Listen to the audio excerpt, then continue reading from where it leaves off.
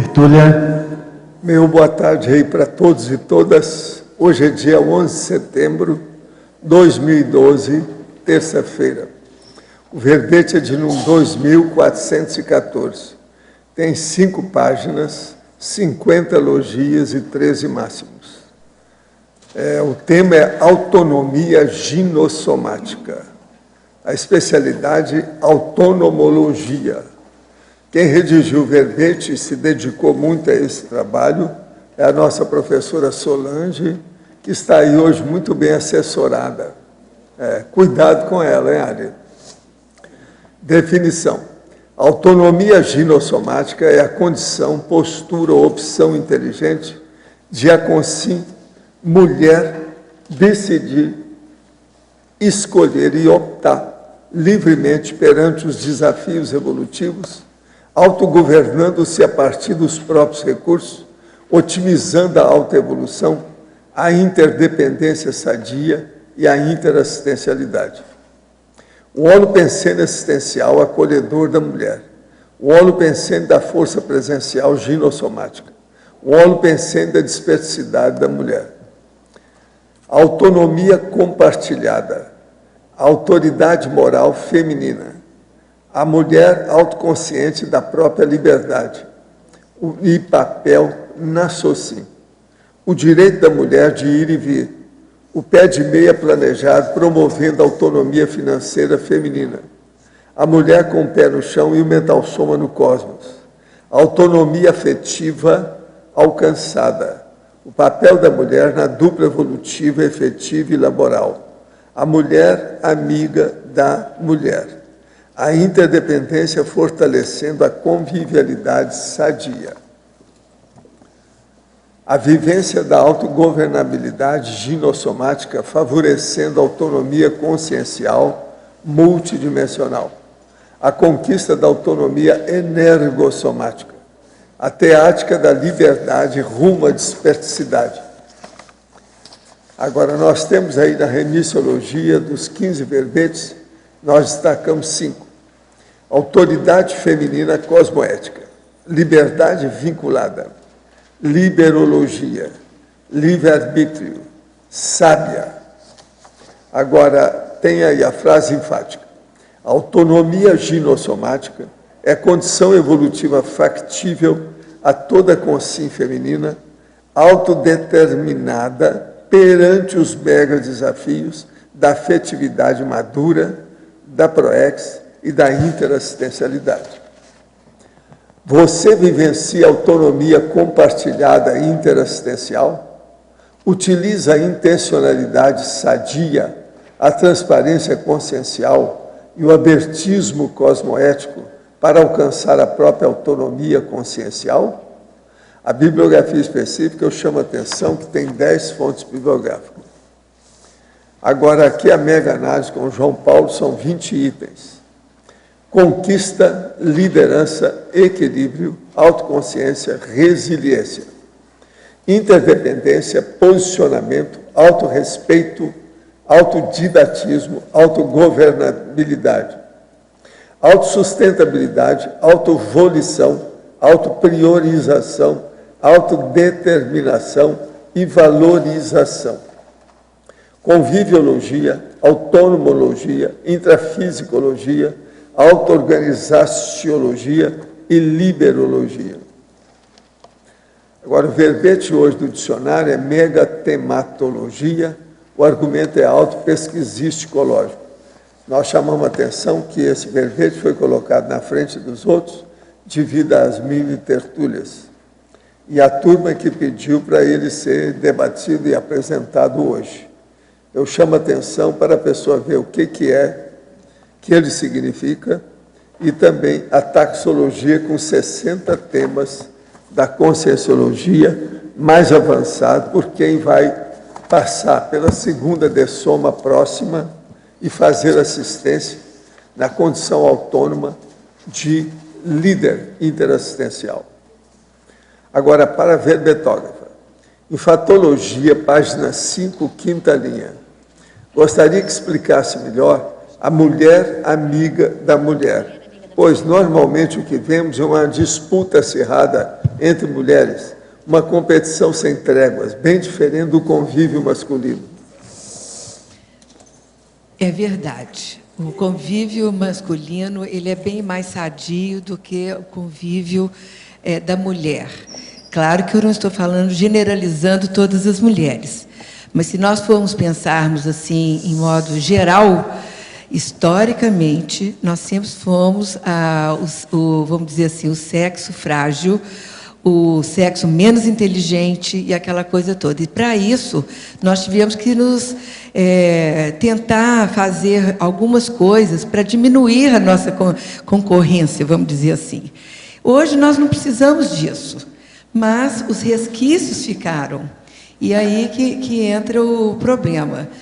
O que eu acho que a gente deve fazer e que é saudável quando nós temos um afeto, uma afetividade, uma dupla evolutiva, o que acontece? A gente esquece das amigas, a gente esquece das amizades, até raríssimas, e fica lá só concentrando naquele colóquio ali afetivo.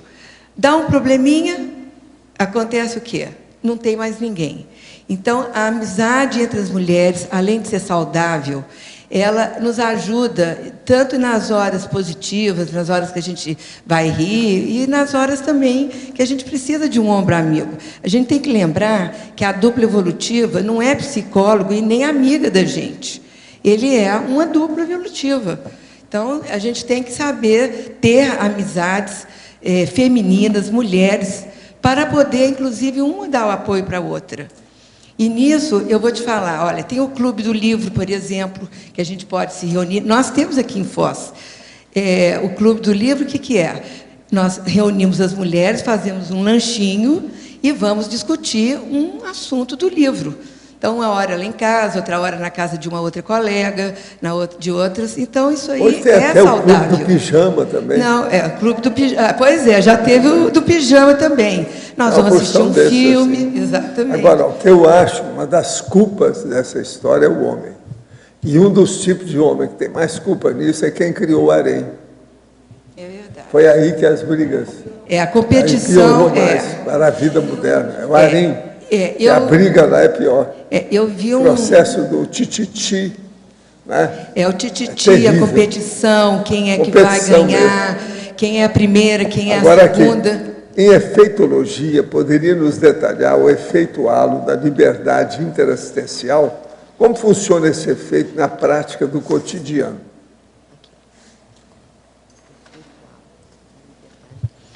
O efeito halo da liberdade interassistencial.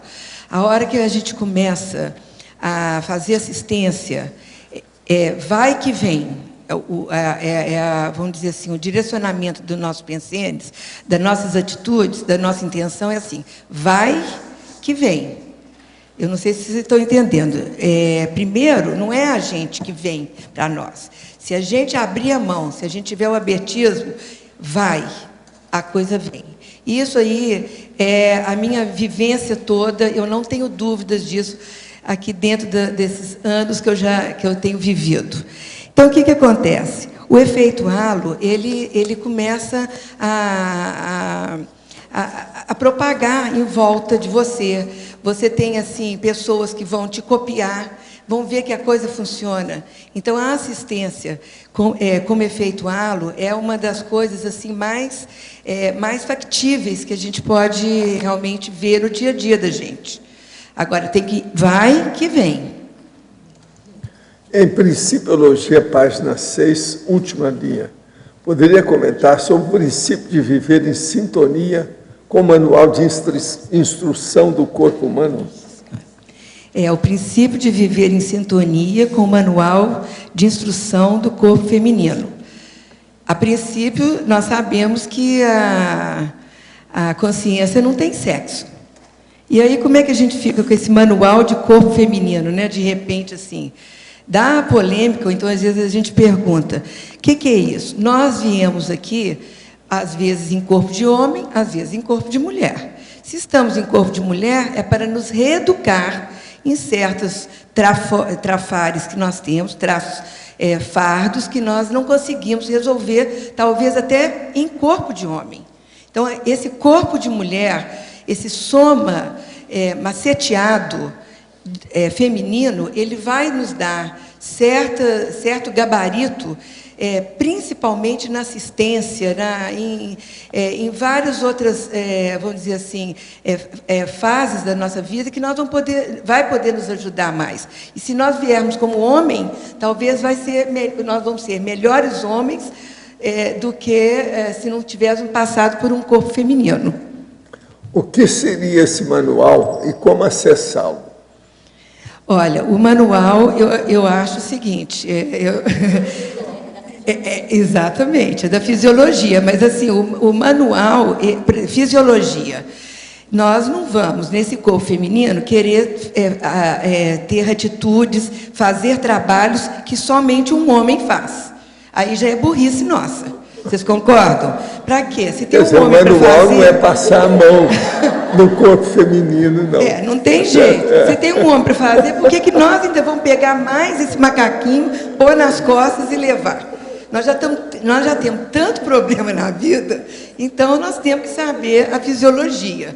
Se a gente aprende pela fisiologia que nós somos diferentes, entendemos isso e aceitamos, olha, o manual a gente já tem aí meio caminho andado dele. Em tecnologia, segunda linha, o que seria a técnica da sociabilidade cosmoética? Aonde que está isso? Que linha, professor? Qual linha? É a segunda linha. A técnica da sociabilidade cosmoética. Gente, a sociabilidade, a convivialidade, a gente tem que ter a palavra cosmoética por causa das nossas intenções. Por que nós estamos sendo sociais? Porque o homem, o ser humano em geral, nós somos seres sociais. Nós vivemos nesse mundo para viver em grupo. Agora, seres sociais cosmoéticos é aquela nossa intenção, é a qualificação da nossa intenção. O que nós vamos fazer com aquela convivência, com aquele relacionamento? Por que nós estamos querendo ser amigo de fulano? Vamos começar do dia a dia. Por aí a gente vai chegando. Você já começou a falar sobre o assunto, assim, gente. Gente. Mas, gente... Isso é perfeito. Isso é perfeito. Nós vivíamos em grupo. Agora aqui. A verbetógrafa. Não percebi porque o tema é neutro. Se na definição você refere que é uma opção inteligente, visando a evolução e assistencialidade. Poderia explicar por que é neutro e não homeostático? Sim. Na realidade, a autonomia, ela é autossuficiência. Primeiro, nós temos que entender o que quer dizer autonomia. Agora, para ela ser... homeostático, eu deveria ter colocado, eu poderia colocar autonomia evolutiva ginossomática. Porque aí a gente separa, a gente divide o que é autonomia, porque eu posso ter uma autonomia, usar o meu corpo, usar o meu soma de mulher do jeito que eu quero, e às vezes ele não vai ser homeostático, ele não vai ser equilibrado. Inclusive, eu vou ter até problemas nas próximas vivências que eu tiver. Então, para ele ser homeostático, nós teríamos que colocar evolutiva. Então, seria autonomia evolutiva ginossomática. Enfatologia, página 6, terceira linha de baixo para cima. Poderia aprofundar com exemplos práticos. 1. Autonomia conduzindo a mulher ao sobrepairamento. Autonomia conduzindo a mulher ao sobrepairamento. Nós temos várias técnicas aqui na Conscienciologia que nos ajudam a isso. Por quê? O soma ginossomático, o soma mulher, ele de cara, nós já sabemos que nós somos multímodas. Nós podemos fazer milhões de coisas ao mesmo tempo.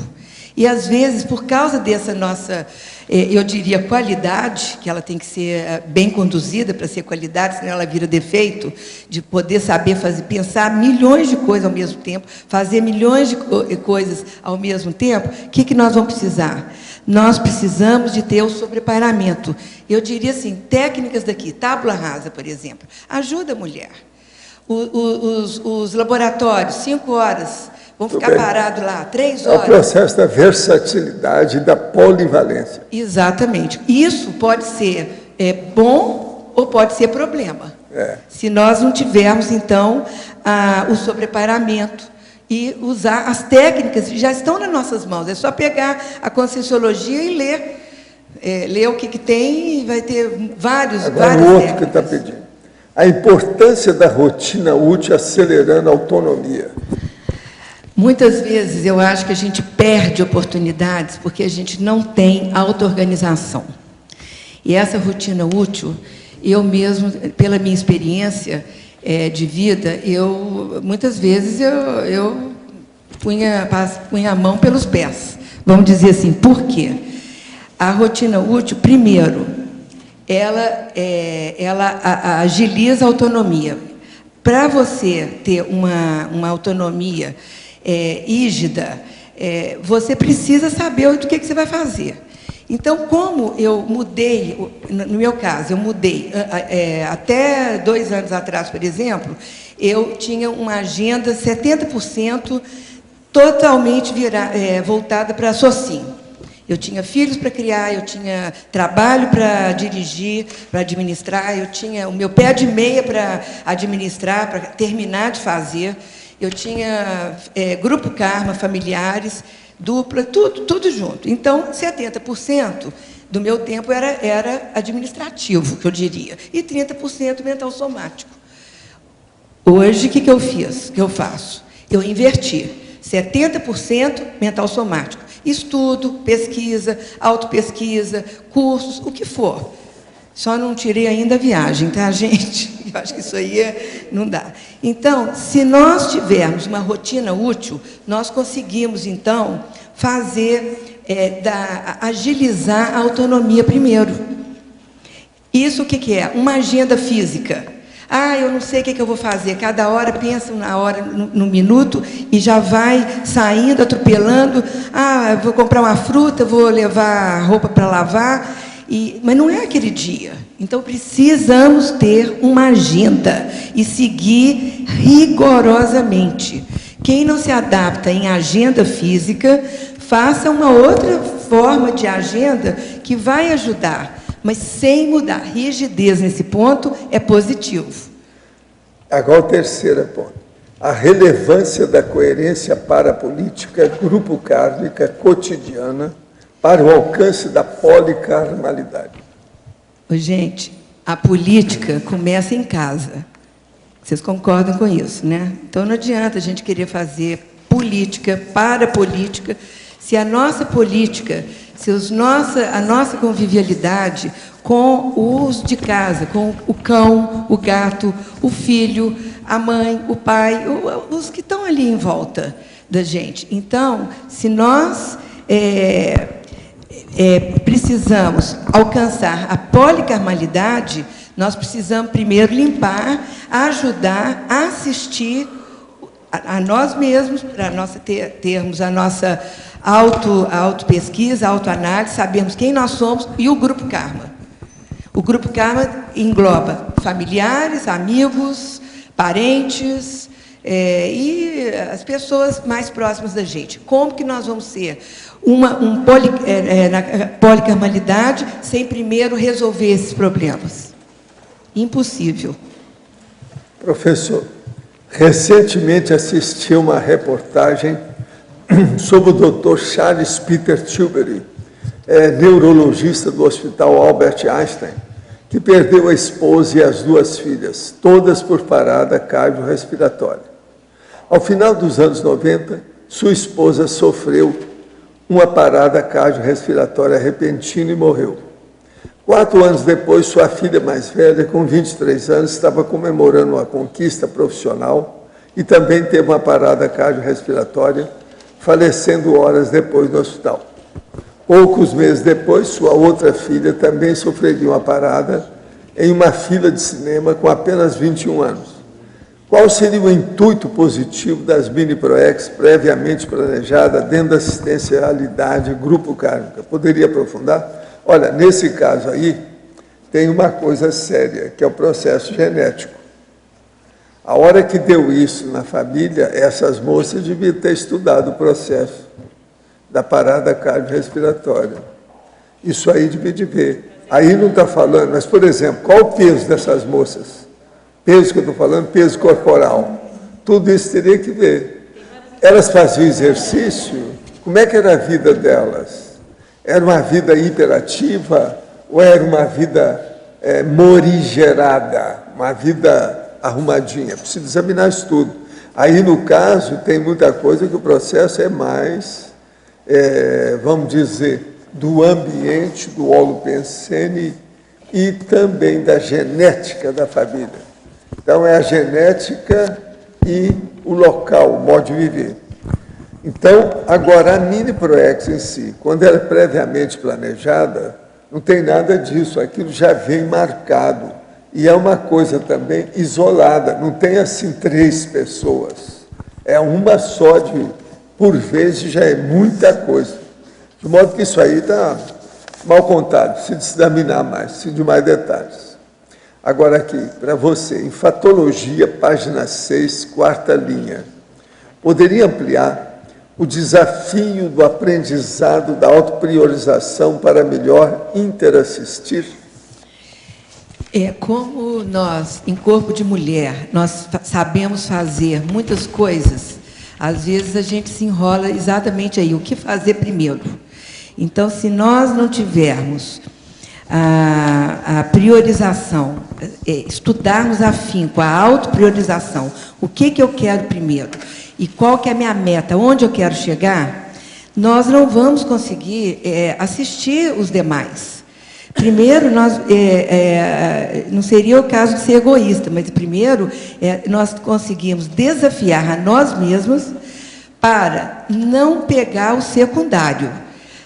Nós gostamos da casa bonita, do filho arrumadinho, ou do cineminha, ou da decoração, o que for, da comidinha, de ajudar. Mas isso aí não é suficiente. Nós temos que colocar outras priorizações na nossa vida para poder interassistir o outro. E essa interassistência, ela não é só multidimensional, ela é intrafísica e extrafísica. Não esquecer que nossos antepassados também nós estamos assistindo no dia a dia. Ficou claro? E na terceira linha de baixo para cima, Enfatologia. A relevância da coerência para a política grupo kármica cotidiana para o alcance da polikarmalidade? Eu já falei, mas eu vou até enfatizar de novo, que isso é muito importante. Isso é outra pessoa. É o seguinte, a política, a parapolítica, a política, ela tem que começar dentro de casa.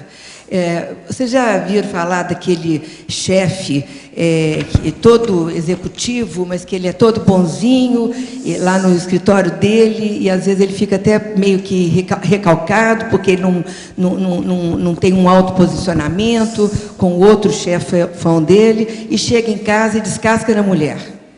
Onde é que está essa parapolítica? Então, nós temos que começar dentro de casa. Então, quando eu falo dentro de casa, é dentro da nossa residência, dentro do nosso condomínio, dentro da nossa escola, dentro da CCCI aqui, que nós estamos em Foz, e aí vai. Sem esse olhar curto, nós não conseguimos alcançar um olhar mais para frente. Professor, preciso saber se sou meu próprio avô. Alguns fatores me fazem crer nessa possibilidade, principalmente afinidades idênticas e hábitos. Além disso, minha mãe sempre me diz que eu sou a reencarnação do pai dela. Uma professora do IPC de Curitiba já me disse que é mais provável que seja apenas uma consciência que está na minha esfera, me influenciando com seus hábitos. O contraponto seria o fato que meu gênio é bem diferente. Ele era agressivo, sério, alcoólatra, e eu sou bem diferente. Mas quem sabe ele se tornou assim apenas numa fase final da vida. É a vovozinha, não é não? Você não é seu avô, não. Deixa de besteira, que temperamento não muda assim de uma hora para outra de modo algum. Outra coisa, você tem que lembrar que tem um meio, a mesologia onde você está. Isso aí faz a pessoa ter os mesmos hábitos. Se é a mesma coisa da época do seu avô, a família é a mesma. E outra coisa, as famílias, de modo geral, principalmente dentro do espiritismo e outros lugares, têm mania de dizer que a pessoa, o bisavô ou o avô, é o neto, etc. Tal. Isso aí é lenda urbana. Como posso pesquisar mais a fundo isso? Através de retrocognições? Sim. Ou a evocação positiva do meu avô para conclusões mais diretas?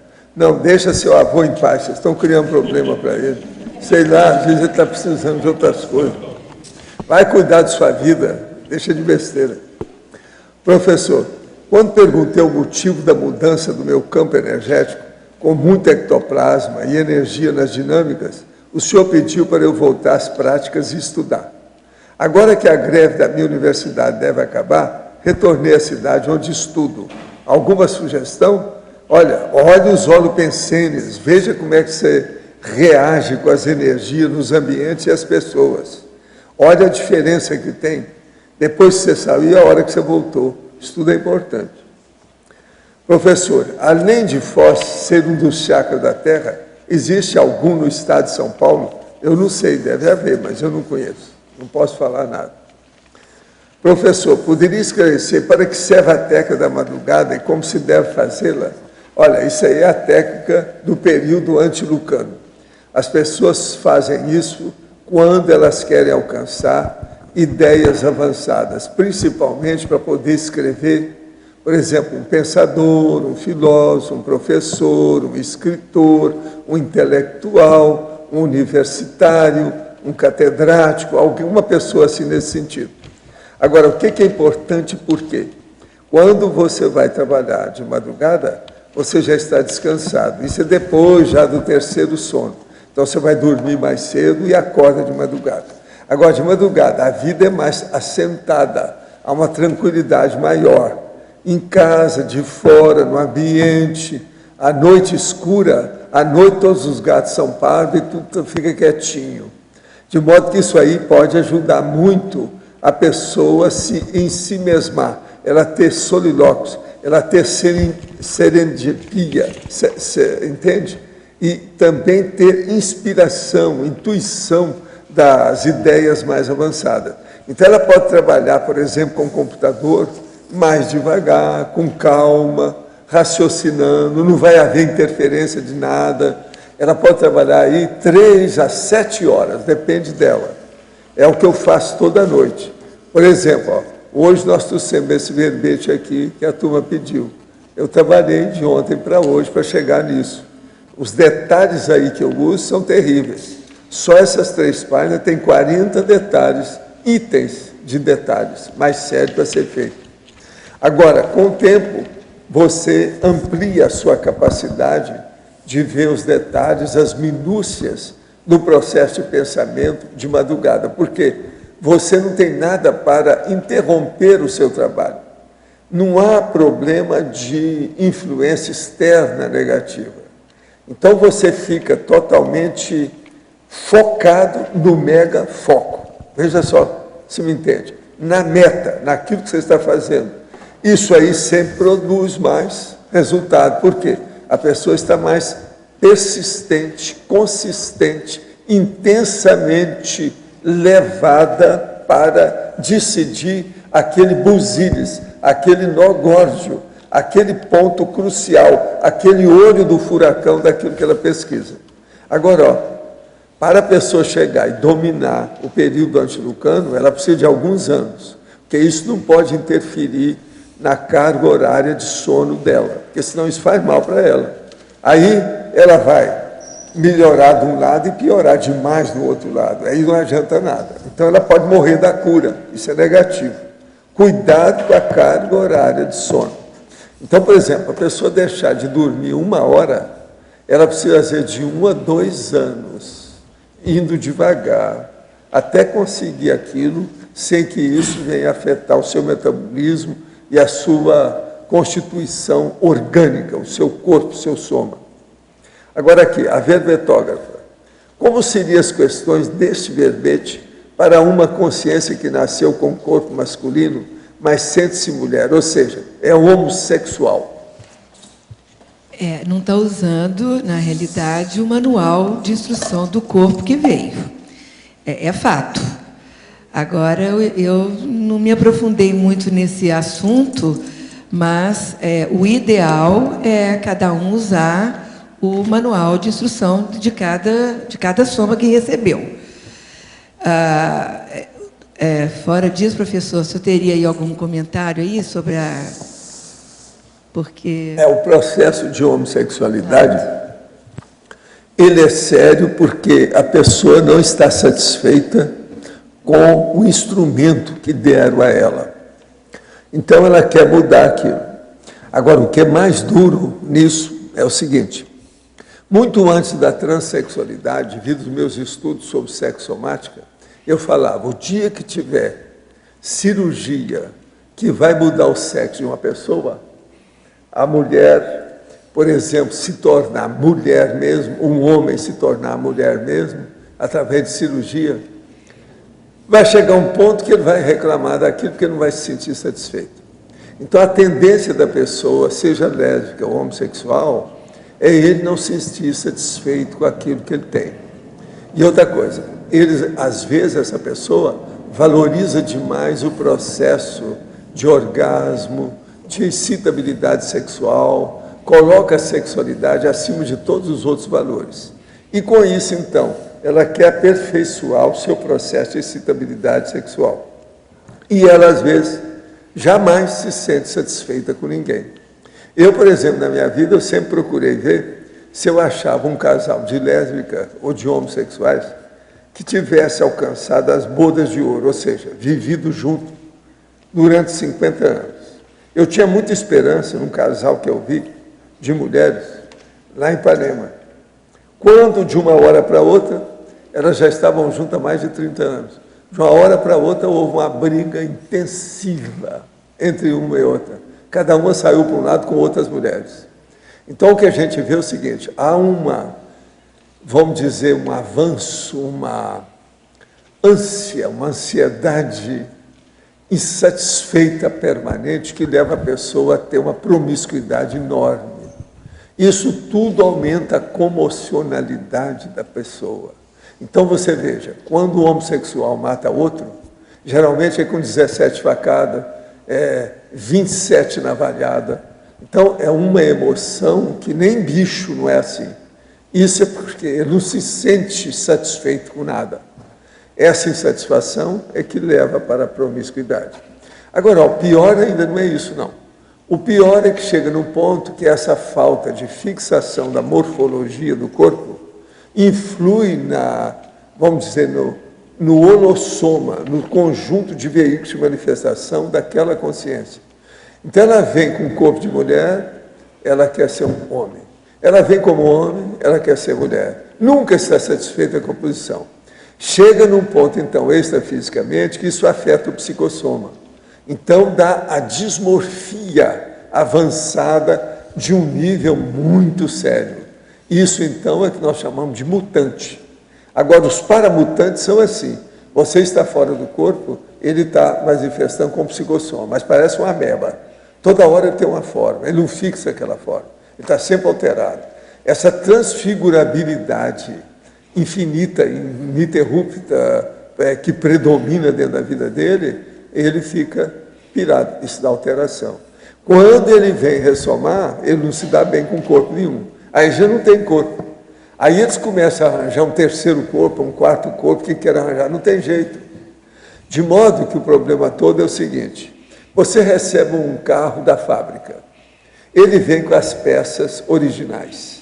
Se você começar a colocar a peça de fora, esse carro quase sempre vai dar algum problema e pode dar acidente com você. É o que acontece com o corpo dessas pessoas.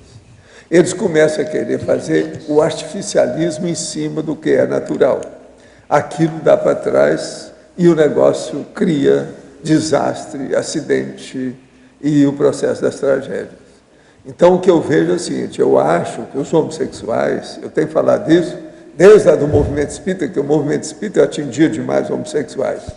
Os homossexuais devem estudar muito o que eles querem na vida e ver se isso é razoável, se é racional, se é lógico, ou se é apenas um processo de bicho, de comocionalismo, de emoção.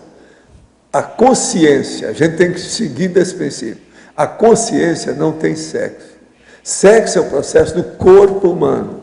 Quando a consciência começa a ficar subjugada, escravizada ao corpo humano, dá o processo do desastre e do acidente. Outra coisa, eu já vi homossexuais, tem muitos homossexuais que não gostam que a gente fale isso, mas eu já vi homossexuais que deixaram a homossexualidade. Eles saíram do armário, tiveram experiência, não gostaram, depois de alguns anos deixaram tudo, viraram homens igual aos outros. Homossexual.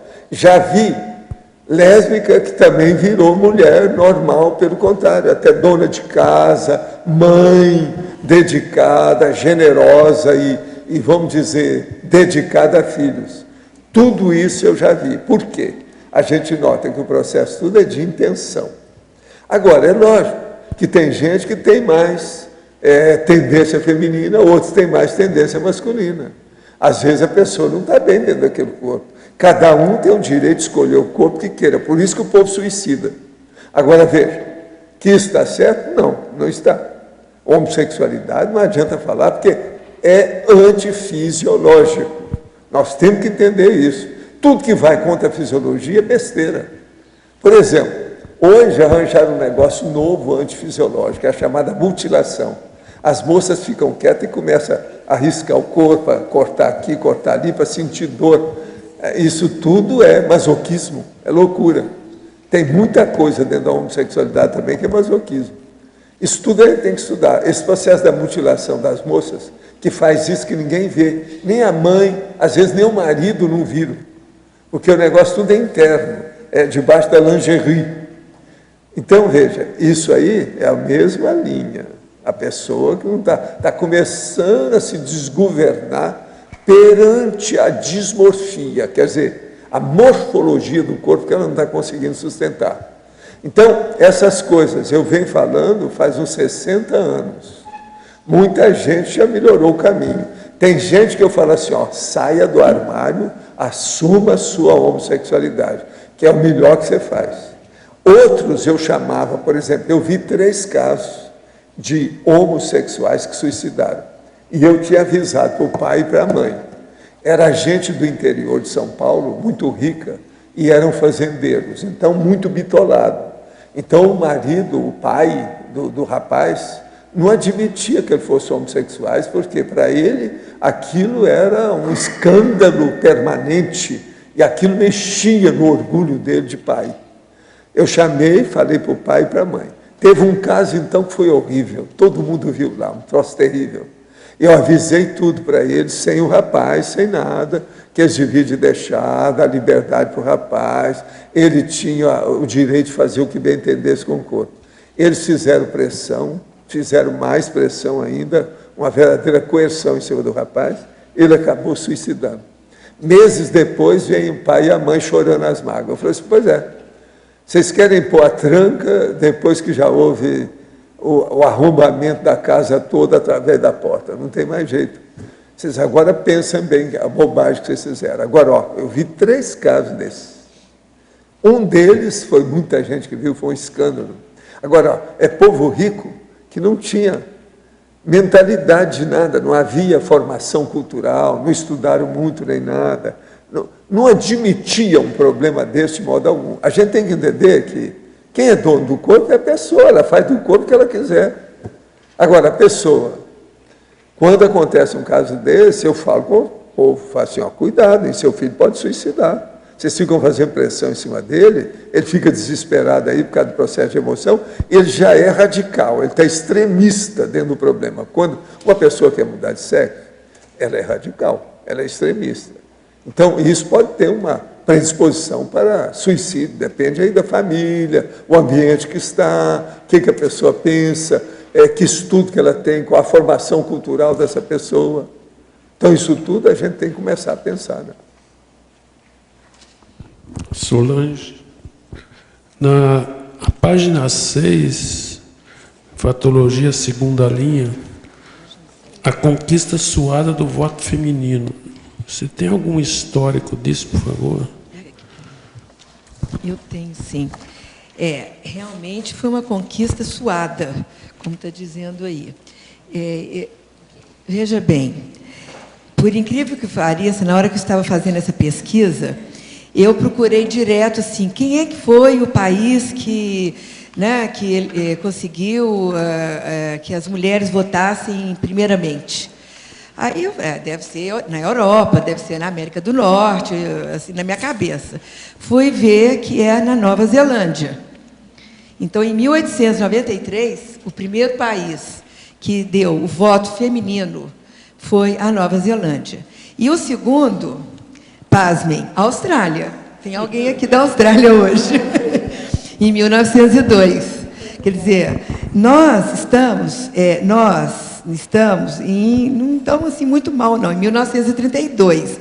Mas veja bem, do primeiro voto feminino, 1893, para 1932, Brasil, e depois, 40 anos. Em 1934 foi instituído o voto obrigatório, porque em 32 a mulher aqui podia votar, mas ela não era obrigada a votar.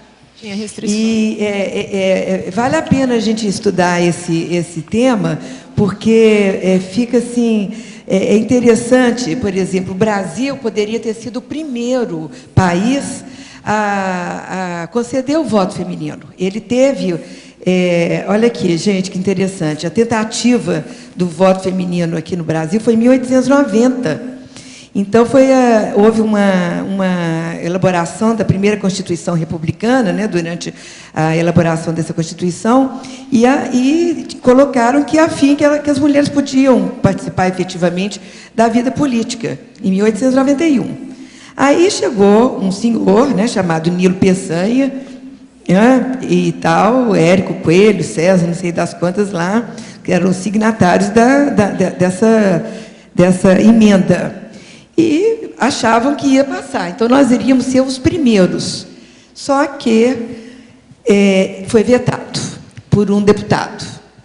E aí passou-se, 27 de janeiro de 1891, houve um veto de um deputado. E, nesse caso aí, nós ficamos esperando até 1932. Solange, aqui, por favor. Na página 6, a primeira linha, eu acho que me encontrei. A evitação da subordinação da mulher, a burca, o véu e a gestante bomba. Eu queria esmiuçar isso em pedaços para a gente discutir. Acho que o microfone não está bom. Dentro da sua convivência, que eu a tenho como um exemplo de autonomia. Inclusive, eu estou sentindo falta de uma pessoa que é super autônoma, que é sua mãe, que deveria estar aqui presente. Pois é, e ela vinha. Ela vinha, né? Senti falta. Uhum. Mas a evitação, antes de falar da burca e da gestante bomba, vamos em relação à evitação da subordinação da mulher. A subordinação da mulher é evitável? Essa pergunta, dentro da sua... Eu acho que hoje ela é evitável, ela é factível. Eu tenho, assim, posso estar assim, enganada completamente, mas a gente, racionalizando, a gente consegue fazer não sermos subordinados, porque a subordinação ela começa no pensene. Ela não começa no ato em si de ter ou não ter, ou de fazer ou não fazer. É aqui dentro da gente. Então, de repente, eu posso abrir mão, mas eu não estou sendo subordinada. Eu posso abrir mão de coisas que eu quero fazer para o meu parceiro, para a minha família, para meus amigos, mas é subordinação ou não? Hoje pode ser uma concessão positiva e que não é uma subordinação. Isso eu tenho visto assim, dentro da Conscienciologia. Nós temos várias ferramentas que nos ajudam nesse ponto. Megafoco, priorização, autonomia. Então, Solange, seria uma evitação da autossubordinação. Porque quando estamos falando de subordinação, eu creio que eu posso evitar a minha e ser um exemplo para as demais. Um exemplo. Exato. Por exemplo, a subordinação da mulher. Por que eu coloquei a burca e o véu?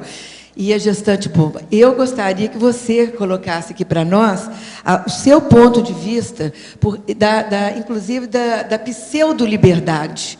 Porque Exatamente. eu acho que, muitas vezes, a mulher acha que ela está com uma liberdade, mas, na realidade, ela é pseudo-liberdade. Ela dá uma voltinha ali, fica bonitinha como liberdade, como autonomia, mas não é. Se você puder aí... Certo. Vamos, assim, na questão da burca, eu colocaria a mulher ocidental dentro de um contexto em que ela tivesse que estar no meio de milicianos, e esses milicianos sectários, e não só voltado ao sectarismo religioso, mas um radicalismo político.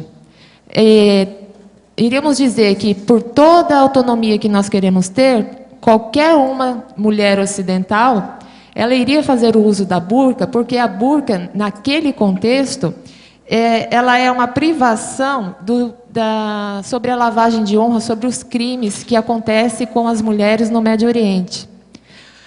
Aqui lá não existe delegacia feminina e não existe um epicentro em que a gente possa se refugiar. Então, muitas mulheres usam a burca. Primeira questão, elas não passam pela revista. Elas não passando por uma revista, porque elas são mulheres e elas estão de burca, elas vão transportar ali armamentos. Elas vão estar sorrateiramente fazendo um ato político. Porque toda mulher que busca autonomia, ela vai pender para o lado da política.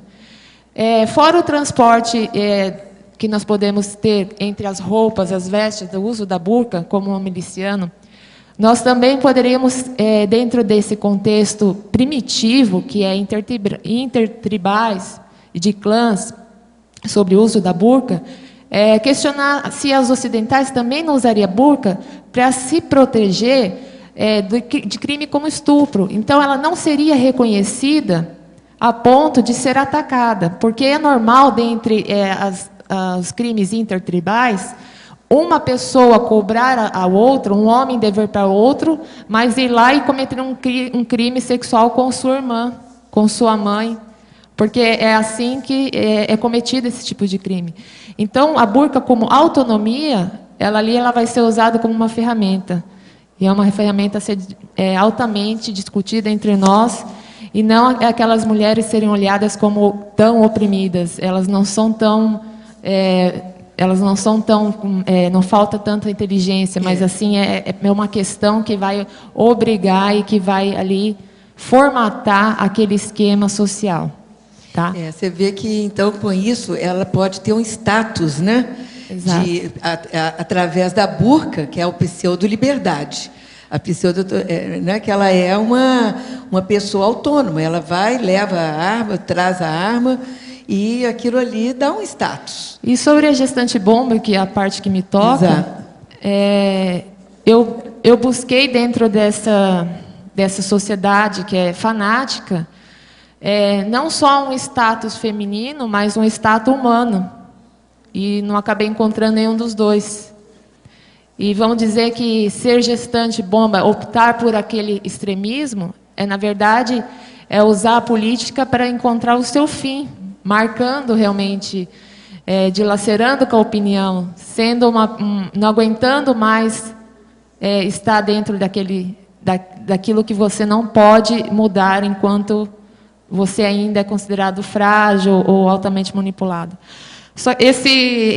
Todo esse verbete mexe muito comigo, porque eu acho até que fez falta, Solange. Tá muito, sim, tá muito bom. Seria perfeito ainda que eu busquei e revirei algumas páginas sobre a violência doméstica, sobre a violência feminina, que é um dos tópicos que é a ferida aberta entre as mulheres.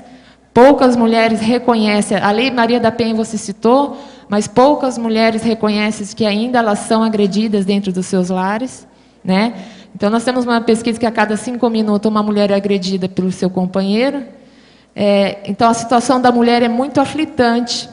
E eu, como vivi também dentro de uma sociedade bastante que é formalizada aos modos viventes de uma tradição milenar, eu venho trazer à baila também que eu já fui vítima de muitos espancamentos, e eu rompi com isso porque eu tenho 2 filhas para dar o exemplo, mas elas realmente assistiram muitos atos de violência enquanto eu estive casada. Então, assim, é uma responsabilidade nossa quebrar com isso, com essa vergonha, porque é uma vergonha a gente dizer assim, olha, porque geralmente a mulher se remete à culpa. Até mesmo os vizinhos, por exemplo, essas situações de agressão foram aqui no Brasil. Então, os vizinhos comentar, bom, se ela apanha, ela deve estar merecendo. Entendeu? Se ela apanha, ela deve estar... É porque ela pertence a essa classe, porque no momento eu usava o véu. Então, assim, eu não fui nem socorrida na questão assim de merecer um socorro, né? Deixa que ele se resolve. Então, o que acontece? Dentro dessa violência doméstica que eu sofri, que eu trago isso, foi parar em noticiário assim de polícia, foi, né, falando aqui Tribuna da Massa. Então, apareceu assim meu nome bem estampado, não meu nome, mas meu caso. Árabe muçulmano tenta matar a esposa na frente das suas 2 filhas. Tribuna da Massa. Você viu que a semana passada, pela primeira vez, uma mulher enfrentou ser locutora na televisão com véu. Eles nunca permitiram isso. Que o negócio, o véu, seria aí um ornamento sagrado. Não podia aparecer na televisão. Professor, agora apareceu e mostrou uma moça bonita com o véu falando lá para o povo. Está dando um galho terrível. Professor, não, o véu, no caso, não é aceito. Quando eu usei o véu, realmente, dentro dos veículos ocidentais, é proibido. Então, assim, a laicidade, só se você aplicar a laicidade geral, porque, na verdade, ela já existe. Então, se o Brasil assumisse. Mas, assim, dentro dos canais, a mulher, se você pegar, assim, nos canais a cabo, tem as mulheres de véu, da TV Al Jazeera, Al-Manar. Al-Manar foi proibida pelo ocidental, não chega até nós, mas ela pode ser acessada através da internet, porque mas essa agora é nova, é um canal novo. Eu vi na aduana uma moça de véu. Uma moça bonita, apareceu a foto dela. Sim, e é uma escolha. Se a mulher, eu quando coloquei o véu islâmico enquanto muçulmana, eu decidi pôr. Eu decidi pôr e eu decidi tirar. Burca, né? Quer dizer, o conceito. A burca é só para grupos iniciantes. Faz muito calor com o véu? Professora, a gente usa seda. Daí a seda, ela tem um frescor, é um geladinho, né? Porque tem... Sim, mas os tecidos, é um costume. Quando eu tirei o véu, eu me senti... Parecia que eu estava nua, desnuda. Eu conto muito isso. Eu tenho um capítulo do meu livro que já está logo saindo. Vai ser logo entregue para editários. Está me dando uma comoção a isso, que é Rasgando o Véu, chama o título. E que eu encontro o que é vestir, o que é pôr, o que é tirar, e todas as outras mulheres, não só da parte islâmica, mas as judias, cristãs. É uma permanente e ostensiva. Todo mundo vê uma pessoa de véu. Eu acho isso abominável. Sempre achei. Eu acho isso terrível o negócio. Só que dentro de um contexto é lógico pôr. Um exemplo do que... Eu coloco chapéu para defender minha pele por causa do câncer. Um dia desse, estava com calor, eu fui almoçar, tudo sem chapéu, sem nada, porque eu não estava aguentando por causa do calor aqui. Agora, veja, o véu tampando tudo, uma pessoa que tem hipertensão, como é que não será isso? Mas, professor, assim, dentro do... A orelha deve queimar o dia inteiro. A autonomia, se a gente falar de autonomia, o véu ele fica autonomia no direito de ir e vir no Ocidente, quando a gente tem que pegar o táxi coletivo, porque não existe o táxi, um transporte, não existe o que a gente entende por aqui como facilidade. Eu vou lá, eu faço o sinal, entro no ônibus coletivo, tá? E ainda que é coletivo. Mas, assim, no Médio Oriente, entre um bairro e o outro, o uso do véu é uma autonomia, porque você tem o livre conduto, que você passa... Só interrompendo, eu diria uma pseudo-autonomia, né, o véu, porque ela Sim. Não é só de precisar usar. Só que já as não é tão mulheres bom. querem. Na França, elas saíram, elas em passeata contra a laicidade. As mulheres se movimentam para o direito do uso do véu. Elas querem o direito de entrar nas universidades da França e não são os homens que estão atrás dela impulsionando essa revolução. Na sua área, lá, na sua cultura, não tinha infibulação, não, né? O processo da mutilação sexual feminina. Tem. Até hoje tem Ainda tem. Ainda tem Até a no última vez que eu Egito. estudei, tinha 28 países que ainda faz isso, que comete esse crime. Ainda há, sim.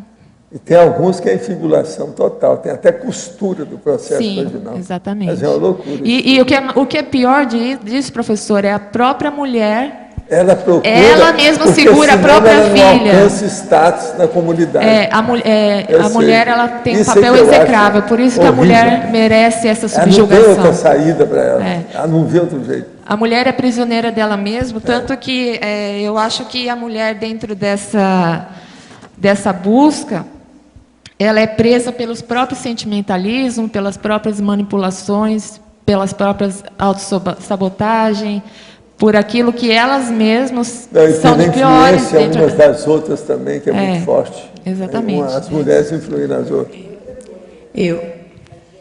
Autossabotagem, nós mesmos nos temos que reeducar, e nós, mulheres, é que educamos os homens.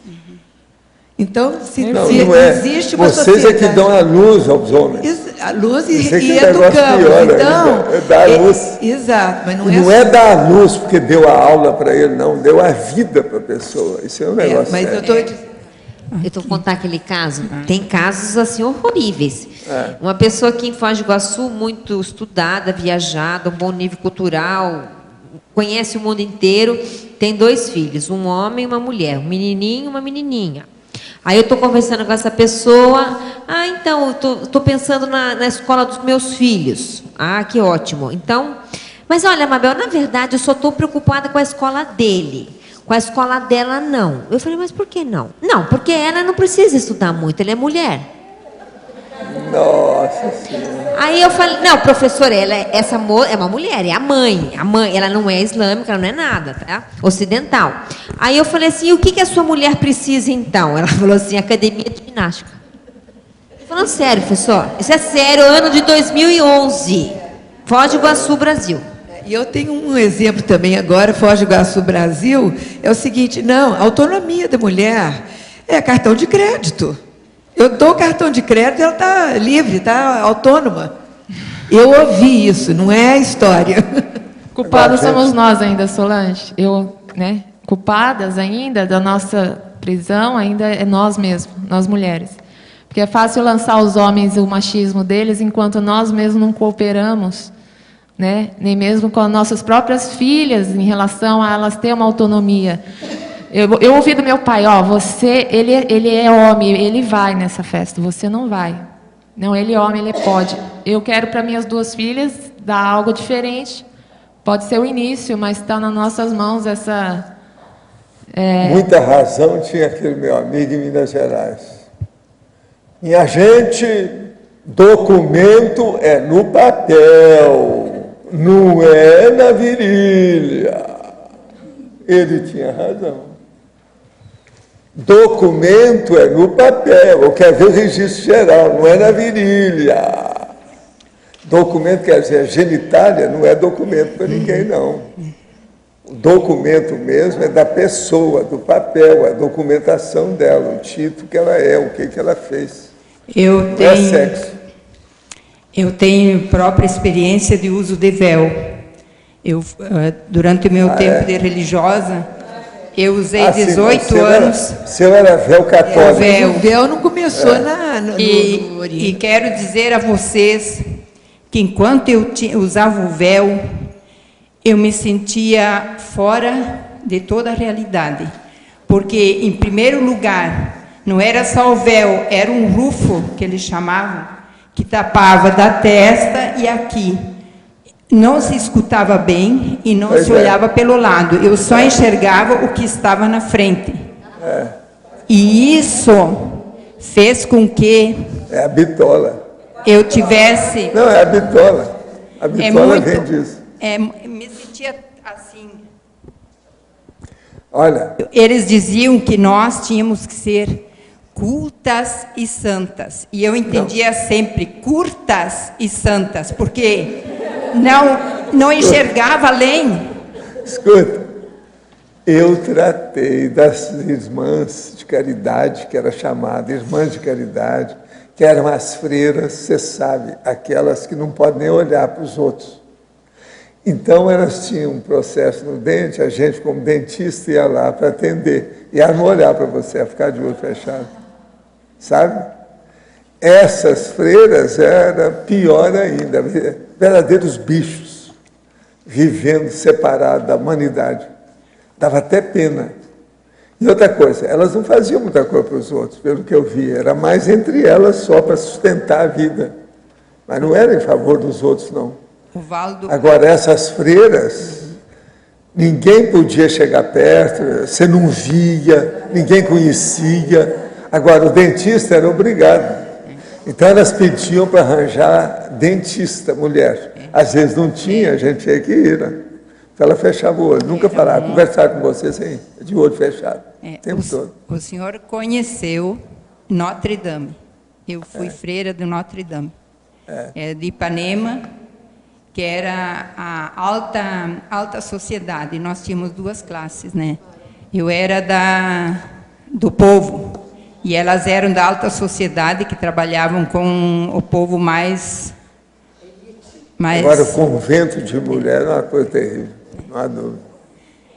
Não é fácil. Eu tenho mais uma experiência a colocar a respeito das mulheres. Eu, muitos anos, trabalhei com o movimento de mulheres. E posso dizer a vocês que realmente quem faz o homem discriminar a mulher, na maioria das vezes, é a própria mulher. Porque ela começa desde pequenininho. A menina vai para a cozinha, a menina cuida disso e daquilo. O menino não precisa, vai jogar bola. E isso nós fomos trabalhando muito com as mulheres, e elas começaram a fazer experiências. Hoje, eu tenho dentro da minha casa uma pessoa que partilha comigo. Não é que lavar louça eu que tenho que lavar, roupa eu que tenho que lavar, varrer a casa eu. Não, nós trabalhamos junto.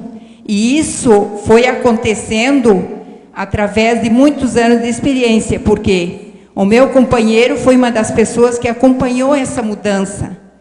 E nós trabalhamos muito com a mulher da roça, mas as mulheres da cidade, eu acho que muitas também já através de estudos, através de debates, eu acho que as coisas estão mudando, lentamente. Realmente a mulher que educa o menino e a menina. Mas olha, professor, poderia comentar mais sobre os mnemonistas citados na tertúlia de ontem? Em alguma tertúlia anterior já foi abordado algo sobre eles? Eles são facilitador do acesso à parapsicoteca? São. Você tem que olhar aí, olha nos meus livros e também na enciclopédia, tudo que a gente fala sobre memoriologia e holomnemônica. Aí a gente fala dos mnemonistas. Agora, o que é que se passa? Esses aí são muito, vamos dizer, dedicados ao processo de registro das coisas. Então, eles estudam o processo da memória do ponto de vista da retenção.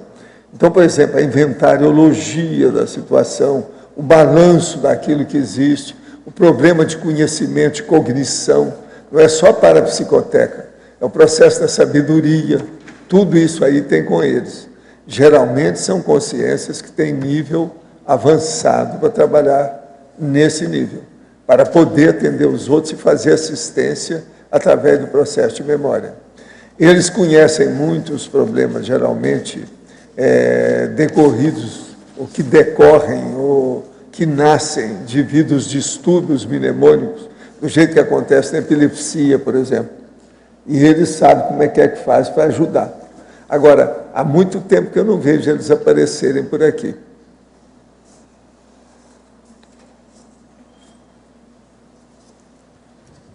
Professor Valdo, no verbete do dicionário, na evoluciologia, na página 16, não sei se o senhor já explicou um pouco mais a diferença entre o paravínculo intermissivo e a cláusula pétrea da Autoproex, na Evoluciologia, página 16. Evoluciologia. No finalzinho, né? Qual que é o verbete que você está falando, hein? É que eu cheguei e estava ali em cima, isso aqui, eu achei... Ah, eles não tiraram Eu caí esse de lá de paraquedas cima, aqui, não é? então. Vocês não tiraram? Hein? Não, peguei... Quer dizer que tem 2 hoje? Ah, O que então... é que você quer saber aqui? Não, basicamente, era de manhã esse, então. Esse aqui era de manhã. Não, eu só queria Eu não saber... sei se vai ser amanhã, vai ser amanhã. O que vocês resolveram? Foi a turma que pediu para distribuir o outro hoje.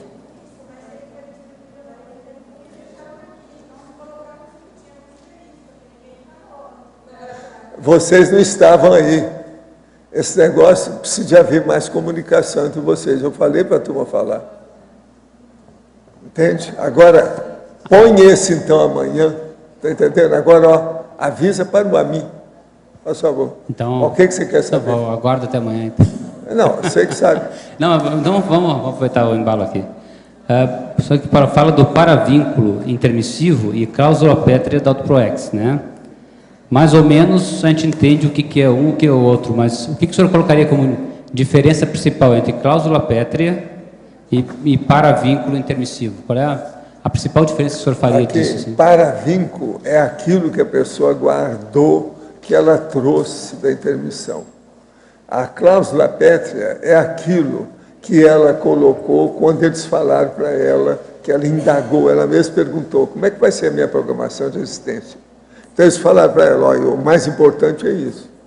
Às vezes não tem nada que ver um com o outro, tudo é diferente. O vínculo é aquilo que marcou a retenção, a memória da pessoa, que ela veio para cá com isso.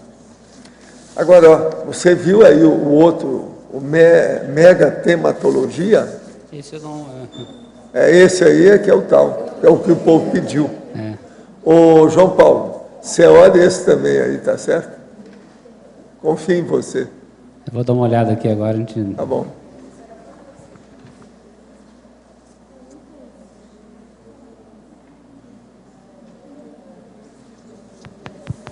Alô, Solange.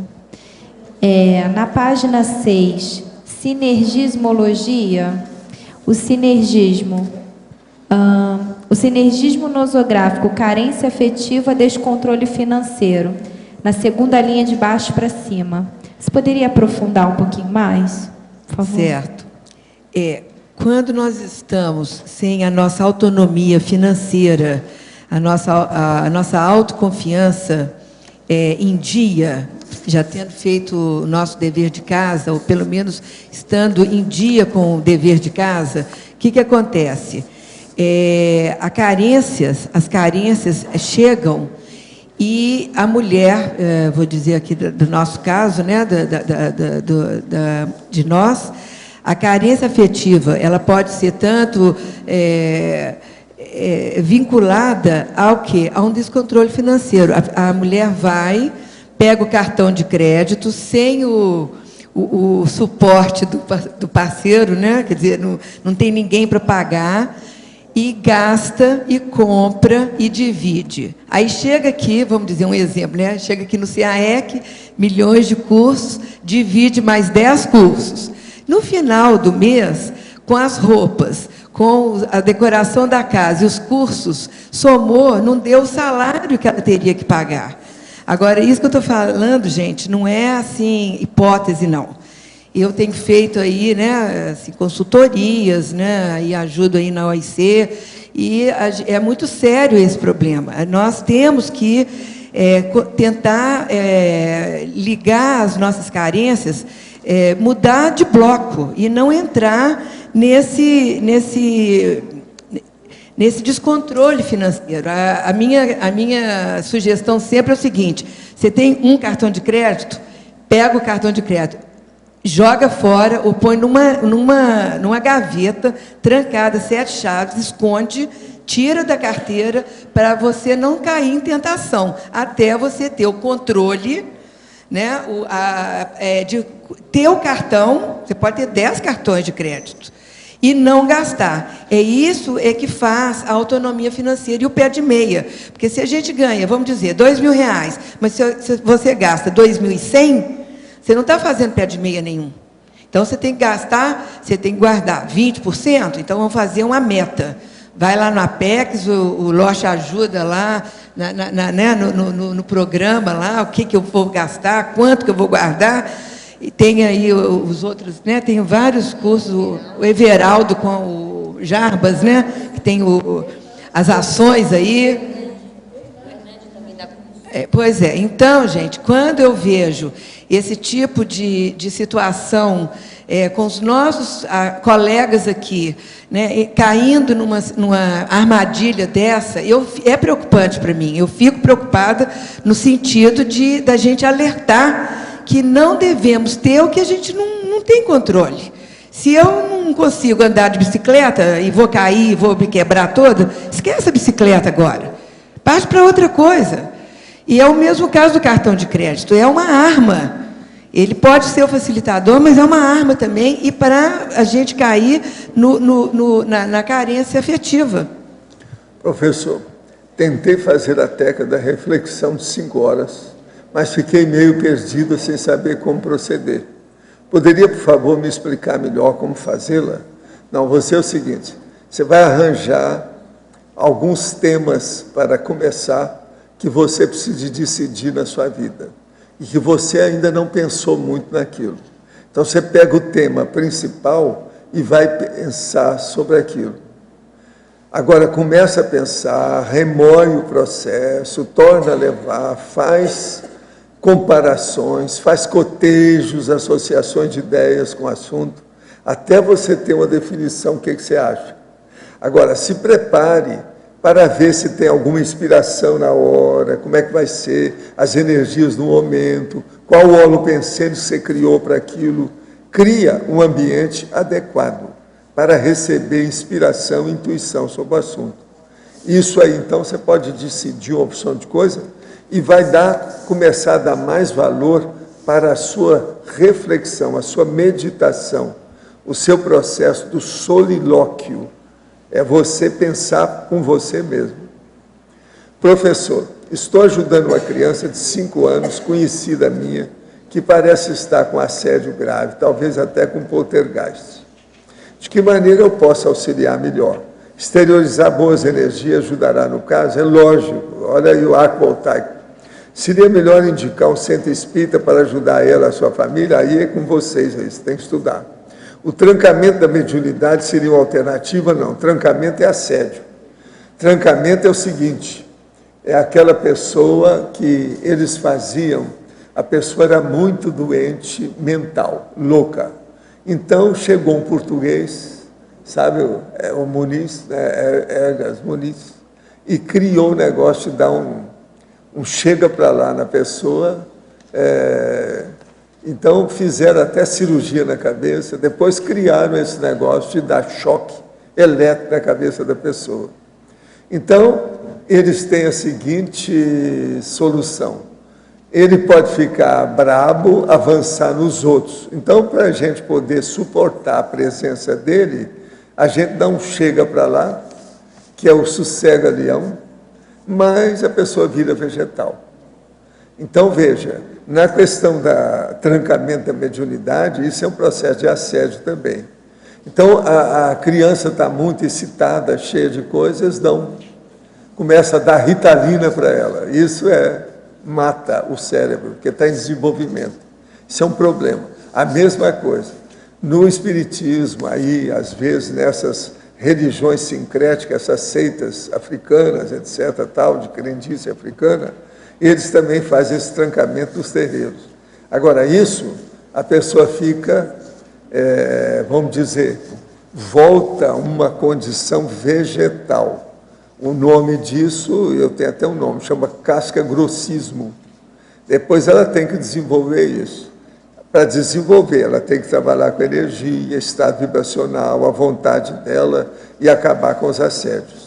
No espiritismo e nessas crenças, eles fazem isso, tranca a mediunidade, para comandar a pessoa. O guia cego comanda. Então, é um problema de mexer com os pauzinhos para fazer, você está entendendo? A marionetagem, é a marionete. Isso aí é uma coisa totalmente anticosmoética e errada. E o Espiritismo admite isso em muitos casos. Não, é preferível isso do que ele atacar alguém. Mas, não, isso não é solução.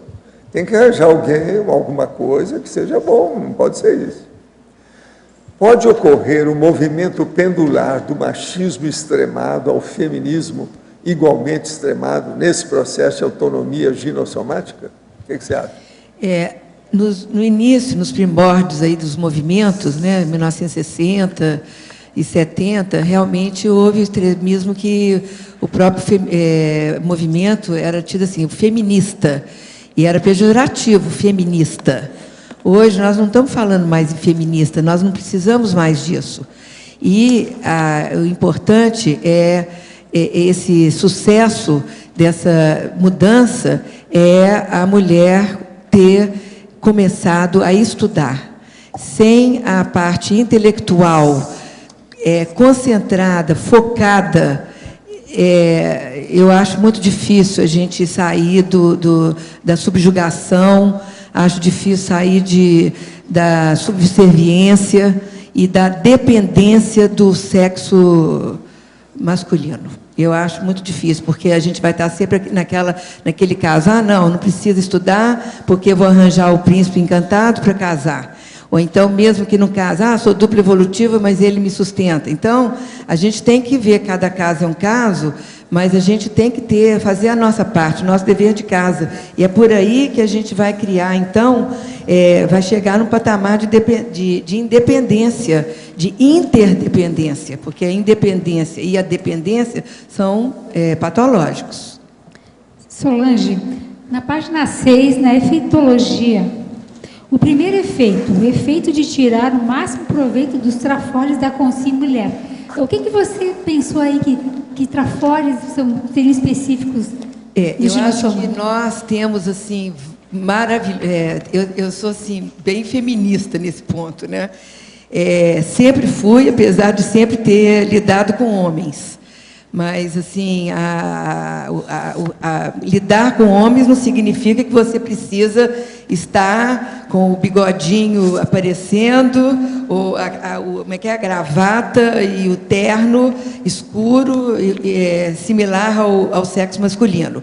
Então, o que eu acho? Eu sou fã da gente mesma, né, modéstia à parte, porque nós temos, assim, olha, o detalhismo.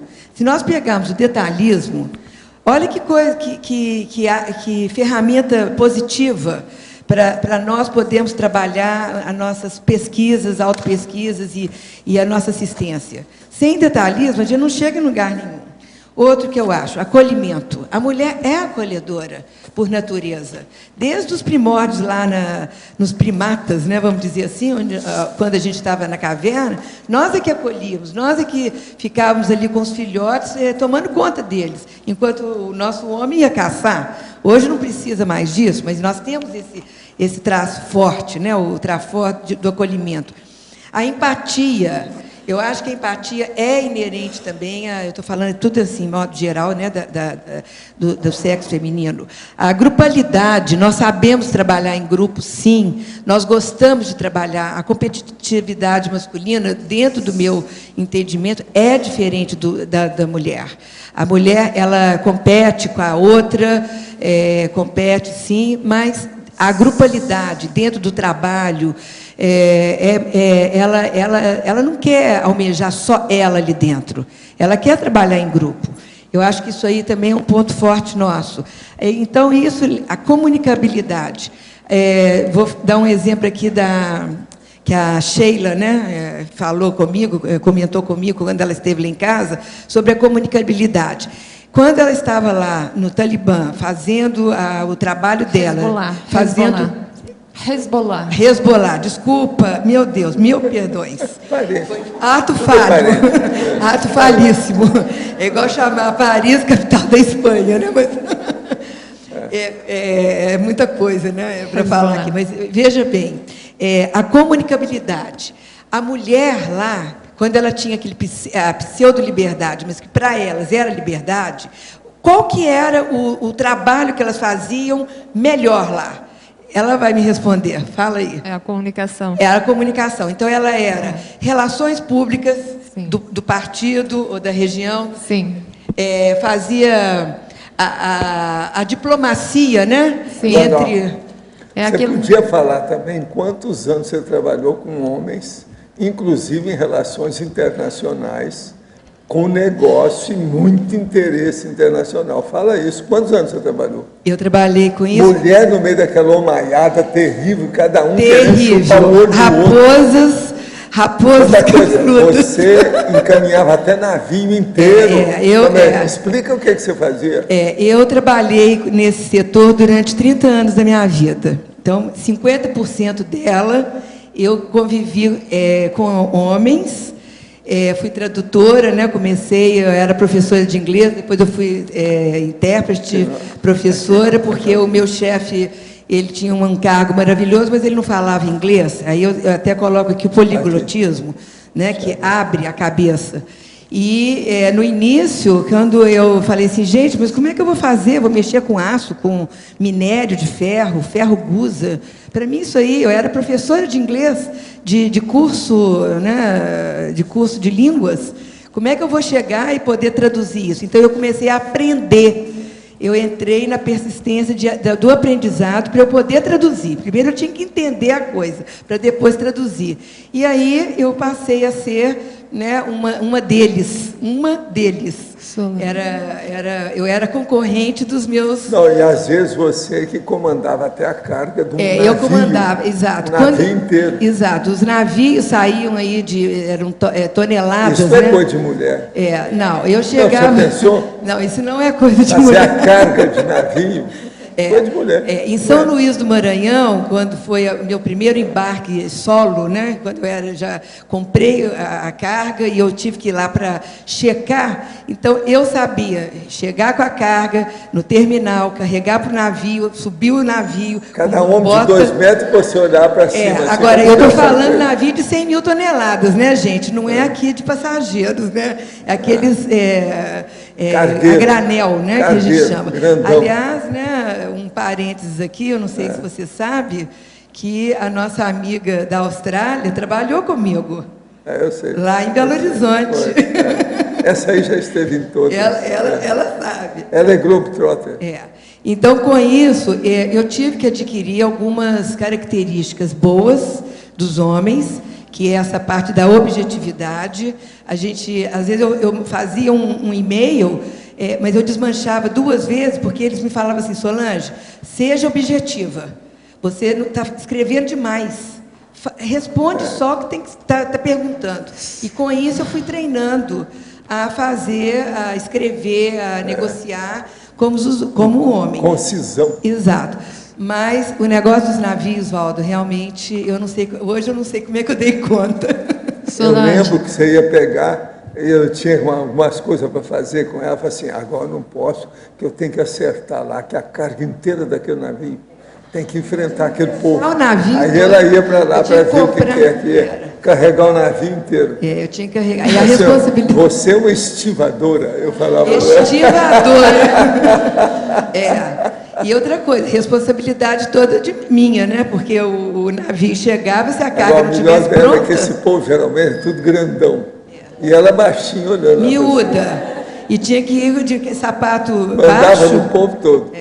Solange, conhecendo agora a sua história em relação a se comunicar como homem, né? No e-mail e tal, e ainda em processo da comunicação, na qual você citou a mim em relação a estar no Hezbollah e é o motivo qual que a mulher opera dentro desses regimes é a comunicação, levando em conta que agora a gente entra numa pensionização por ser 11 de setembro, então a América vai entrar numa comoção e reviver e tantos anos de 11 de setembro, nós estamos aqui na 7ª linha que você escreveu brilhantemente, a relevância da coerência para a política, página 6, na 7ª linha. Então, repetindo, a relevância da coerência para a política grupocárnica cotidiana para alcance da policarmalidade. Então, relacionar isso à sua comunicação objetiva e a esse holopensene que a América vai entrar em comoção dentro dos veículos na qual a gente está exposto de comunicação sobre o 11 de setembro e essa sua defesa ser justamente hoje, nessa mesma data. O que você acha sobre isso? Nós somos seres políticos, né? O homem, o ser humano é o ser político. É a terceira vez assim que eu dou agora um outro enfoque para a mesma questão. Essa relevância da coerência para a política grupocármica é justamente o seguinte: nós temos que iniciar esse diálogo, essa comunicabilidade dentro de casa. Se quem não tem casa, vai aonde tem ali, o mais próximo. Dentro de casa, sim, é o mais próximo. E se nós não conseguirmos, no dia a dia, fazer esse dever de casa, entendeu? Nós não vamos chegar na policarmalidade para poder trazer o pessoal, ajudar, assistir. Como o professor Valdo, né, tem comentado aí desde a semana passada, né, colocando aí uma porção de coisas na nossa cabeça para nós pensarmos na próxima vida. E a segunda de soma, nós vamos estar prontos para ser líderes. Como é que nós vamos ser líderes se nós não tivermos a autoconfiança, a comunicabilidade, a assistência, tudo junto? Como é que nós vamos comandar lá? Tira ali, decisão rápida. Nós temos que fazer alguma coisa, não vai ter ninguém ali perto da gente. E lá a mulher pode ser homem e o homem pode ser mulher. Exatamente. Isso aí é uma bênção, né, que a gente vai ser. Solange, Rosa aqui. Na página 5, gostaria que você comentasse um pouco na citaciologia sobre Helen Keller, sobre o voo dela. Você fala sobre o impulso de voar, o voo dela em relação à sua autonomia na própria linguagem. Gente, eu fiquei encantada com a Helen Keller, viu? Sugiro aqui, todo mundo pegar esse livrinho aqui, A História da Minha Vida, que foi o primeiro livro dela, e dar uma lidinha para a gente começar a pensar o que é uma consciência realmente, eu diria assim, evolutiva, assistencial, desperta, para não falar assim com a hipótese de ser uma serianona.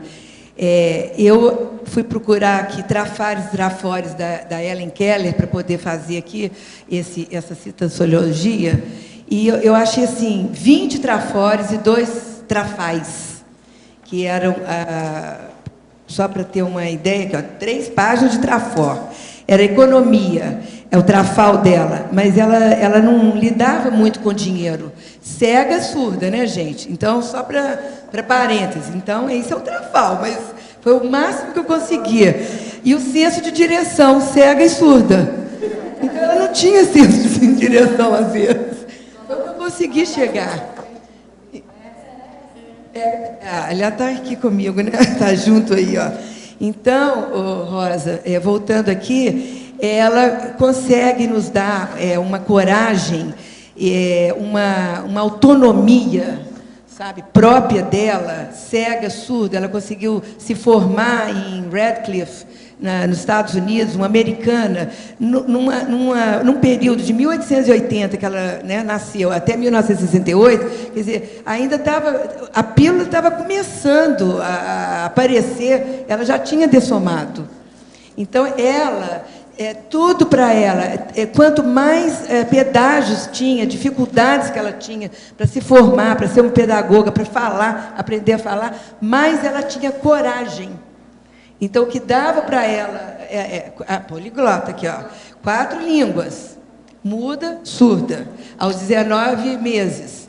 Então, vale a pena a gente ver que não adianta a gente engatinhar se a nossa meta, a nossa proex é voar. Voar no sentido de abranger mais a multidimensionalidade, começando daqui agora.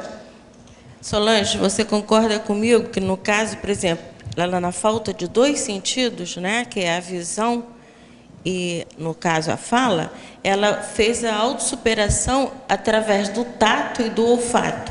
Então, o sentido de direção dela, ela alcançava através do vento no olfato pelo olfato e também pelo tato. Ela se localizava onde ela se encontrava, né?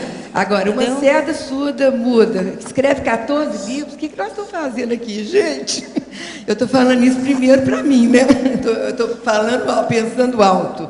Poliglotismo, falou 4 línguas, falava francês.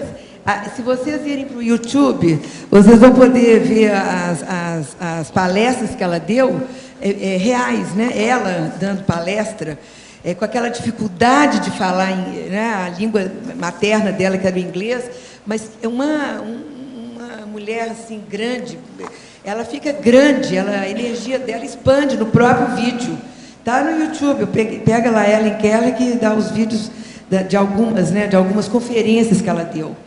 E memória incrível, assistencialidade, uma pessoa que chega e fala assim, aos 11 anos, não, em vez de você me dar um cachorro, que ela adorava animais, dá o cachorrinho lá para o Tommy, que ele é tão brilhante e alegre como a minha, e ele vai ajudar a trazer luz para ele, que era um menininho também cego.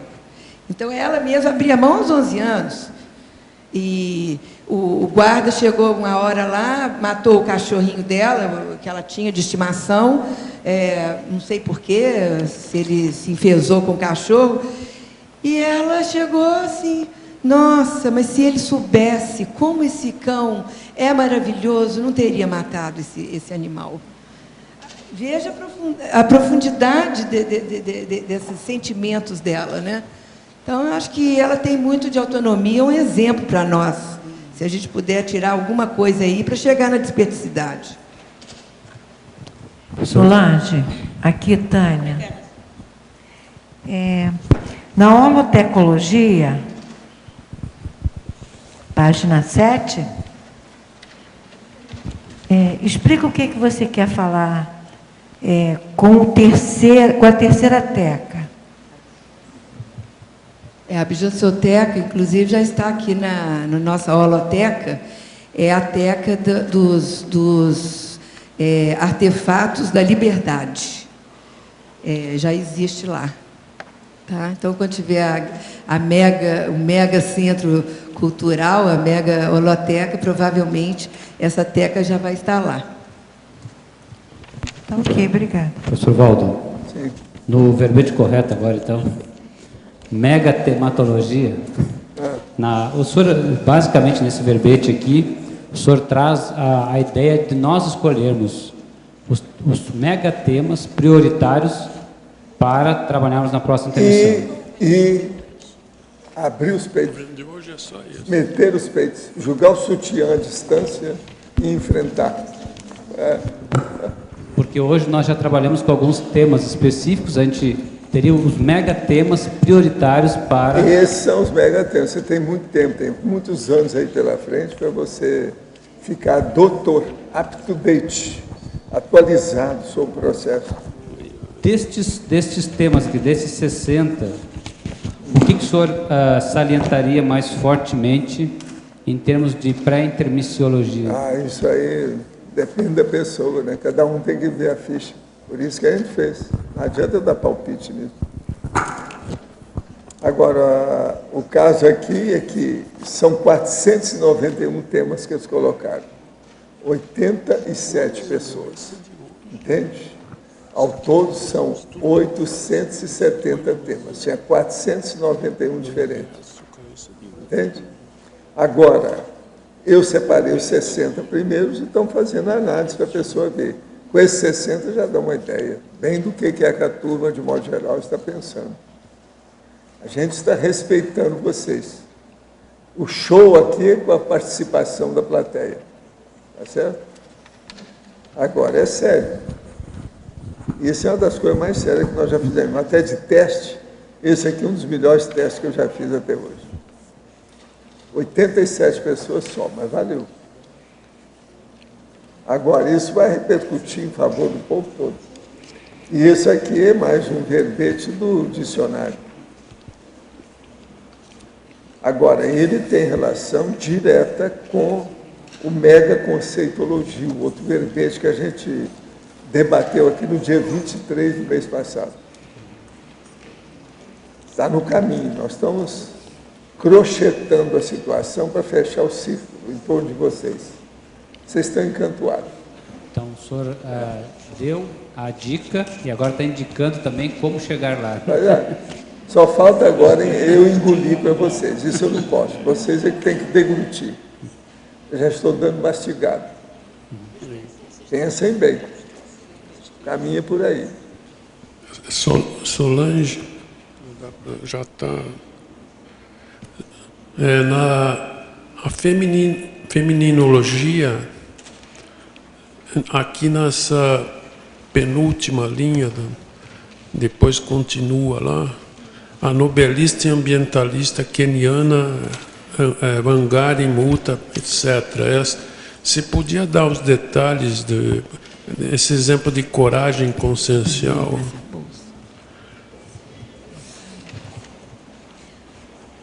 Arlindo, essa mulher também é uma outra, assim, um fenômeno dentro da história que eu tenho lido aí das mulheres. Uma queniana que foi Prêmio Nobel da Paz em 2004. Ela dessomou o ano passado. Nós já estamos com um busto aqui da Wangari Maathai, aí na Aldeia dos Gênios. E a Cris, aqui dentro, a Cristiane Ferraro, ela fez um trabalho, uma síntese da vida dela incrível, uma análise conscienciométrica da autobiografia dela. Ela foi uma ativista também social, entrou na política, ela veio de uma tribo, né, do Quênia, estudou, fez a universidade, foi para os Estados Unidos. E, assim, a força dela com relação também ao meio ambiente, né? Que como é que chama? Ela montou, né? Ela formou a Wangari Maathai, ela formou uma empresa, né? Para plantar árvores, para ajudar as mulheres a ter algum provento. Então, hoje, esse trabalho que ela fez há 40 anos, ele está lá, vivo, que é o do... E outra coisa que eu achei interessante é a resiliência dela. Ela caía, ela foi presa, ela subia. Então, a facilidade, essa resiliência, que é também um aspecto importantíssimo para nós todos, aí eu diria homens e mulheres, né, ter essa resiliência. Todo mundo tem erros, todo mundo tem sucessos. Todo mundo erra e todo mundo acerta. E ela foi a postura dela, ela foi separada do marido, julgamento, na condição de mulher na África.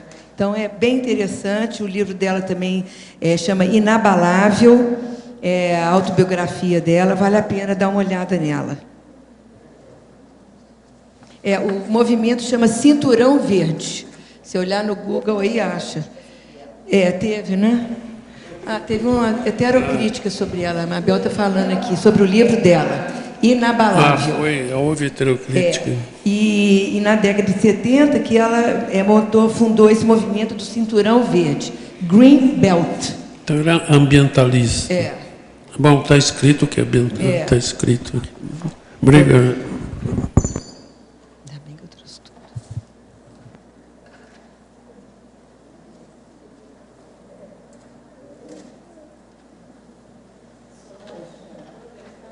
Nessa mesma página, Feminologia, você podia falar um pouquinho sobre a filósofa Hipátia? Ela foi também uma mulher que vale a pena a gente estudar um pouco, né, a personalidade dela. O pai dela era um cientista e ela acompanhou o pai, né, nos trabalhos. E ela, aqui eu digo, né, que ela era...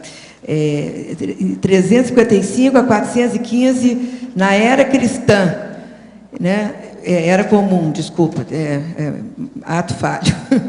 E é o exemplo da autonomia intelectual. Imagina, naquela época também não tinha muitas mulheres, né, nessa área de filosofia, não, como é que chama? De matemática, astronomia.